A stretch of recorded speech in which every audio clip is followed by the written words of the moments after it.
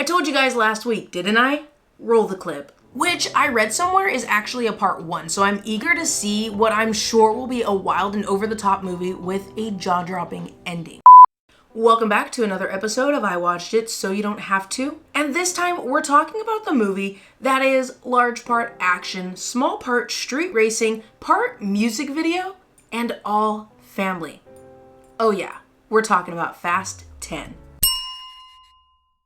Over many missions and against impossible odds, Dominic Toretto and his family have outsmarted and outdriven every foe in their path. Now, they must confront the most lethal opponent they've ever faced. Fueled by revenge, a terrifying threat emerges from the shadows of the past to shatter Dom's world and destroy everything and everyone he loves. If you've been here for a minute, then it's no surprise I really enjoyed this movie, and it's on my list of most anticipated films of the year. And you guys, like I said before, I have a soft spot for the franchise that comes from, you guessed it, family. Let's talk a bit about the bad first. I do want to talk about all of the good stuff because that's going to lead us straight into acting, but let's talk about some of the things I had an issue with first. We have got to talk about the look of the movie, specifically the CGI. There's some really good use of practical effects, but the CGI is rough. We've seen worse CGI this year, but in this movie, it really stands out and not in the best way. Speaking of standing out and not in the best way, let's talk about location cards, you guys, because wow. So it was really jarring, and just the look was so bad. I felt as if it was a placeholder that was meant to be finalized before the movie was released. The font was massive. The color, the texture, it was wild, you guys. And I do think location cards are very important, but there were locations that the franchise has taken us before and or iconic locations, so the title cards didn't feel necessary. Certainly not the way they were shown in the movie. Plus, some of the locations were actually said in the character dialogue, so that made the massive location cards feel even more unnecessary. Let's move away from the things that I don't like about this movie, and let's be real, there's not much that I don't like. So let's talk about some of the things that I do like. This franchise is wild and over the top. This movie is no exception, and I absolutely love that. And I absolutely love that they lean into it. The Fast franchise is absolutely in its own world where things just don't happen the way they do in our world. I'm talking like physics, technology, just to name a few things, you guys, and I'm not even mad about it. Now, I will say that there was no Pontiac Fiero in space, but this movie managed to be more over the top than the Pontiac Fiero in space. This movie managed to be bigger, more over the top, hit harder. And I'm not gonna lie, you guys, it was a lot. If you've been watching my videos, then you already know. If you're new here, hello. I like action. I really enjoy the fight choreography in this movie, and the action sequences are really easy to follow. Again, I like the banter, the conversation, the comedy in the action, the hard hits in the action. I like to see certain character dynamics, and all of that good stuff is really entertaining. Let's talk about the acting. Generally, the acting is great. We're on to movie 10, so you're getting what you expect from the cast, but then we get some standouts that I really enjoy. I really love the entire cast, to be honest, guys. It's been over 20 years. I even love the additions to the franchise as well. Everyone. Sung Kang, Natalie Emmanuel, John Cena, Jason Statham, Helen Mirren, Brie Larson, and of course, Michelle Rodriguez, Jordana Brewster, and Vin Diesel. The chemistry is there, and again, you're getting what you expect from everyone, and the new cast members fit right in. Before I talk about the standouts for me, I want to talk about the addition of Daniela Melchior. She's been in the Suicide Squad and more recently Guardians of the Galaxy Volume 3, and I think she did a fantastic job with the amount of time she had on screen. Now let's get to the standouts, and it really was going to just be Charlize Theron because she's amazing. She has a fantastic on-screen presence, and I really like where her character goes in these movies, but she and the entire cast were completely outshone by Jason Momoa as Dante Reyes. If it wasn't for the fact that there are 9 movies to watch before this one, I would recommend watching this movie for his performance alone because it is brilliant. Now, I'm not gonna lie, I've only seen him in Aquaman and Game of Thrones. He's been in a bunch of films and TV shows that I have never seen or I haven't seen in a very long time. So this was very different than anything that I remember seeing from him, and very different than anything we've seen in the franchise. I'm gonna link a TikTok video in the description below because I couldn't agree with the creator more. Jason Momoa showed up and he had so much fun with the role, and it shows. He crafted an extremely unique, engaging, and unpredictable character.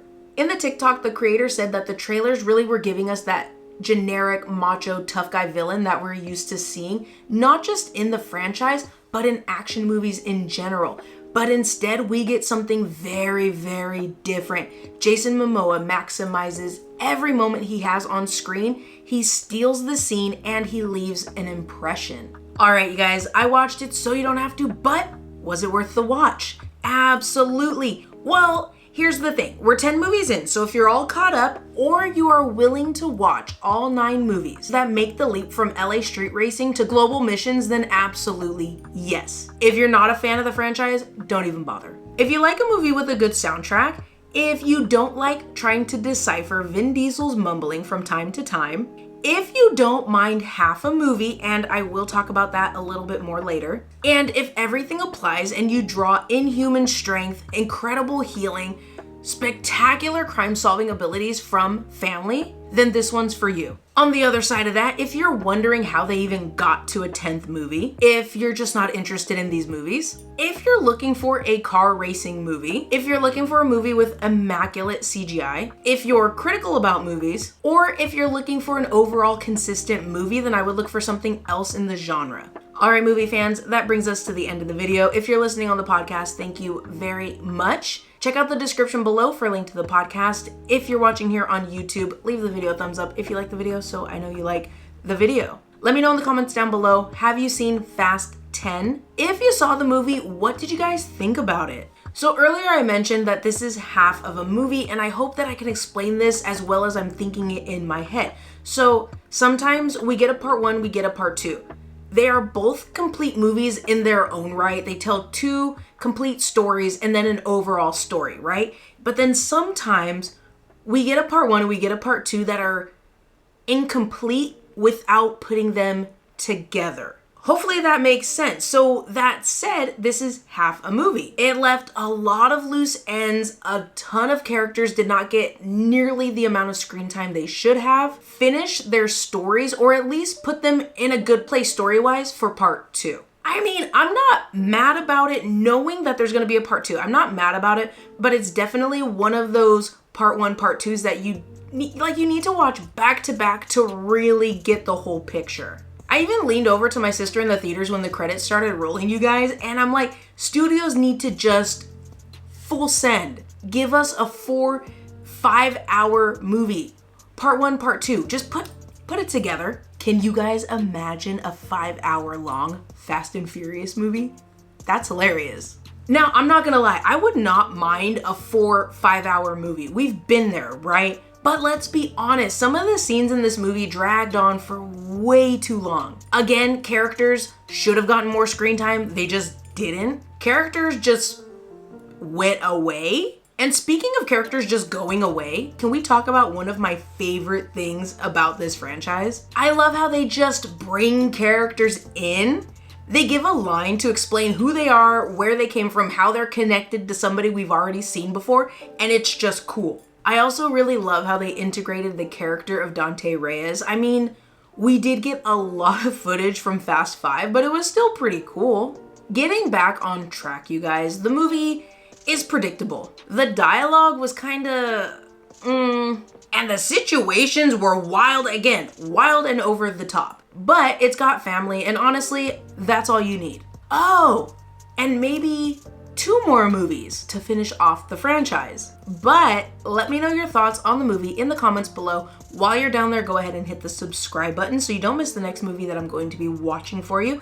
If you watched my Guardians of the Galaxy 3 video last week, then you already know what we've got lined up going into June. This week, I'm gonna go watch The Little Mermaid, you guys. I've told you, I'm a Disney Renaissance baby. I'm always looking forward to these live action movies, but I don't know about this one, you guys. I do try to avoid reviews and other people's opinions, but from what I have not been able to avoid, so from what I've seen online, I'm a little bit worried, but I really hope Halle carries.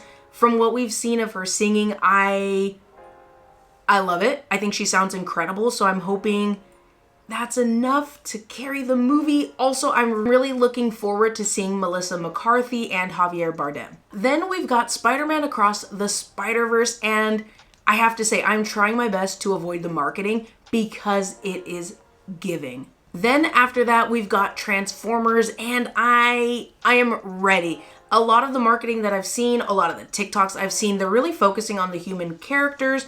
They're focusing a lot on Mirage, which is fine, but I'm looking forward to seeing Bumblebee and Cheetor, and I really am excited to hear Peter Cullen as Optimus Prime again. Since last week's video, you guys, I did secure tickets for Indiana Jones and the Dial of Destiny, but those are all the tickets I've got for now, so I hope you'll join me here on YouTube and on the podcast, especially for those exclusive episodes. You can always check out the community tab here on YouTube or my Instagram for more updates.